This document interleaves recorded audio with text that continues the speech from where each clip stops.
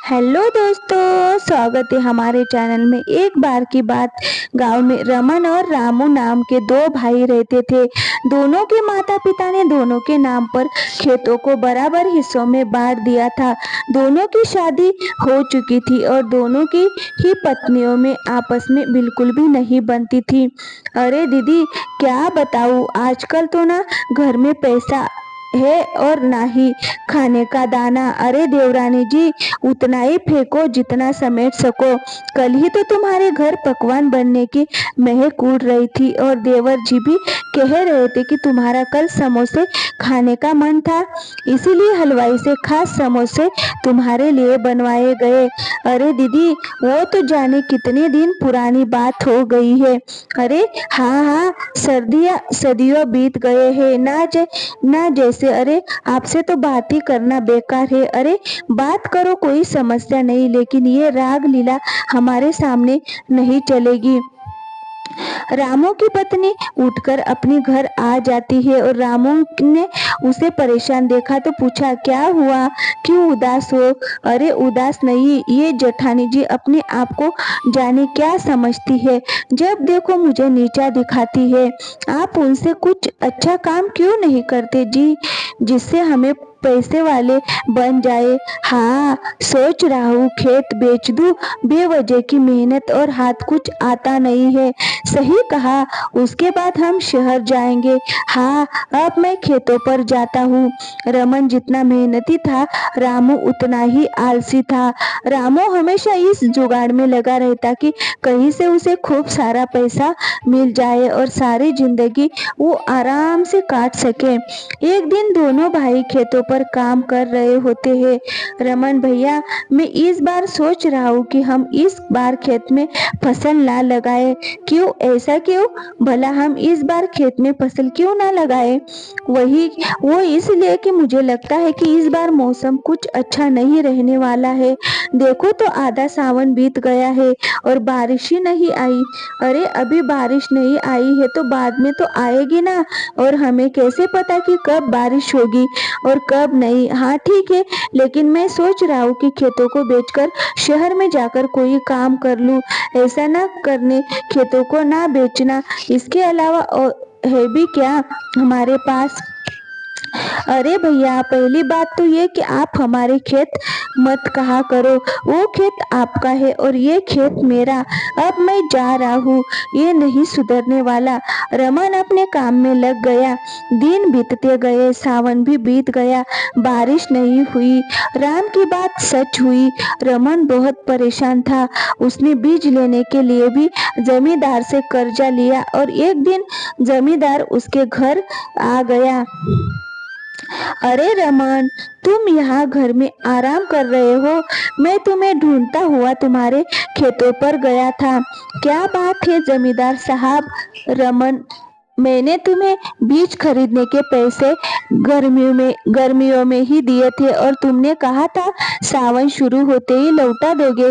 अब तो सावन भी निकल गया है जमींदार साहब, मैंने कहा था, लेकिन आप तो जानते ही है कि सावन भी निकल गया है और बारिश भी नहीं आई है। अब बताओ मैं पैसे कहाँ से लाऊं?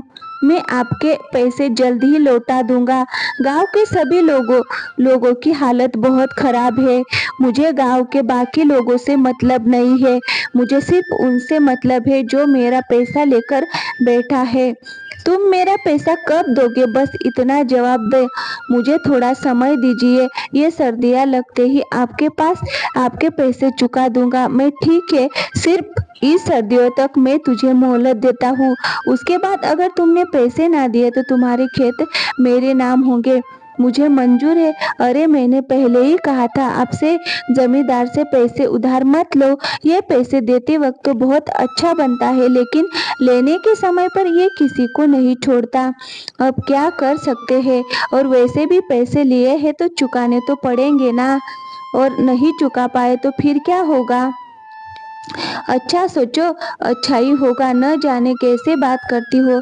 अब मैं जरा खेतों पर होकर आता हूँ। रमन खेतों पर जाने के लिए निकल जाता है तो वो देखता है कि रामू अपने खेतों पर जमींदार के साथ खड़ा होता है। देखिए जमींदार साहब, मैंने तो अपने भैया से भी कहा कि खेत बेच दो और दूसरा काम देख लो, लेकिन उन्हें तो ये घाटे का सौदा लग रहा है। लेकिन मैं उनकी तरह बेवकूफ नहीं हूँ। हाँ, सही कह रहे हो तुम। तुम्हारा फैसला एकदम सही है। अभी शहर में जाकर कोई काम करो और देखना, इससे ज्यादा पैसा कमा लोगे। हाँ, वैसे भी मौसम का कोई अता पता नहीं रहता, कब कैसा हो जाए। खेती करना सच में घाट का सौदा है।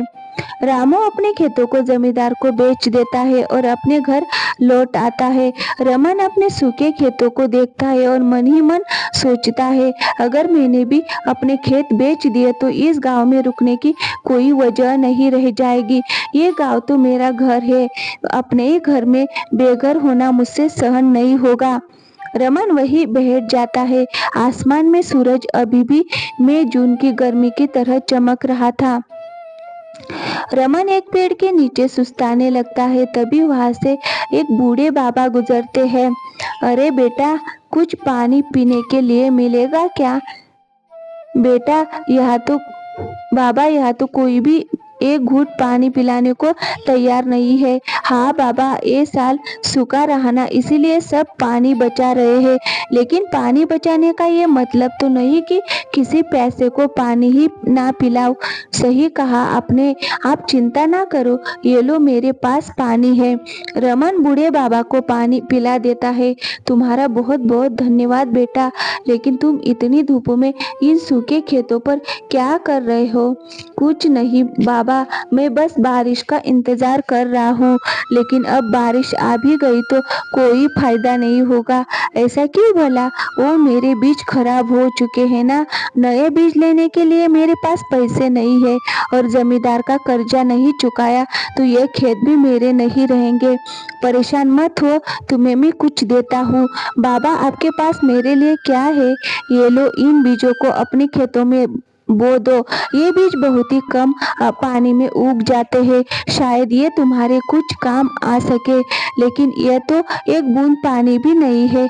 गांव से दूर जो नदी है, वहां से मुझे पानी लाकर इसमें डालना होगा।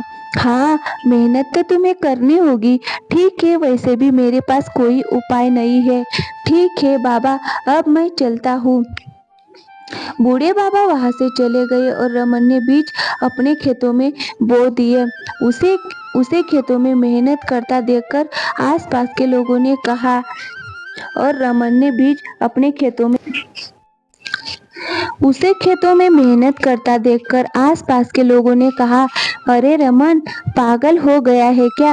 ये क्या कर रहा है? बिना बारिश के बीज बो रहा है तो खाली भी तो नहीं बैठ सकता। लेकिन तुम्हारा भाई रामू तो खेत बेचकर शहर निकल गया, मुझको तो मिलकर भी नहीं गया ना, समझ है?